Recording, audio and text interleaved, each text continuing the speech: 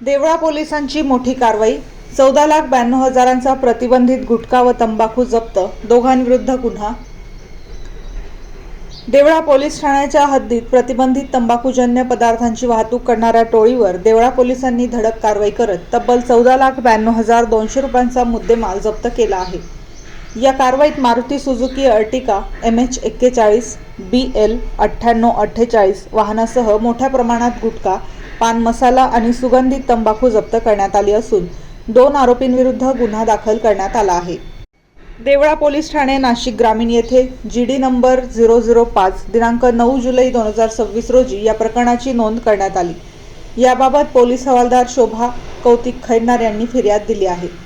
पोलिसांनी दिलेल्या माहितीनुसार दिनांक 8 जुलै रोजी रात्री सुमारे 9:30 वाजता आहार वस्तीजवळ मळव्या विटेवाडी परिसरात संशयित मारुती सुझुकी अर्टिगा वाहनाची तपासणी करण्यात आली।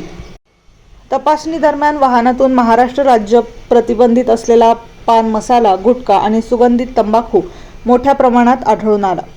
जप्त करण्यात आलेला मुद्देमाल किंमत 4,92,000, Maruti Suzuki Ertiga car 10 lakh, एकूण जप्त मुद्देमाल 14,92,200 रुपये। या प्रकरणी हेमंत प्रभाकर पवार वय 35 राहणार भौर तालुका देवळा आणि कुणाल संजय मेने राहणार खर्डे तालुका देवळा यांच्याविरुद्ध गुन्हा दाखल करण्यात आला आहे। आरोपींवर गुन्हा दाखल करण्यात आला आहे। या प्रकरणाचा पुढील तपास देवळा पोलीस स्टेशन करत असून ASI खैरनार यांनी घटनास्थळी पंचनामा केला आहे। देवळा पोलिसांनी नागरिकांना आवाहन केले आहे की प्रतिबंधित गुटखा, पान मसाला किंवा तंबाखूजन्य पदार्थांची विक्री अथवा वाहतूक होत असल्याची माहिती मिळाल्यास तत्काळ जवळच्या पोलीस ठाण्याशी संपर्क करावा, जेणेकरून अशा बेकायदेशीर कारवायांवर प्रभावी आळा घालता येईल।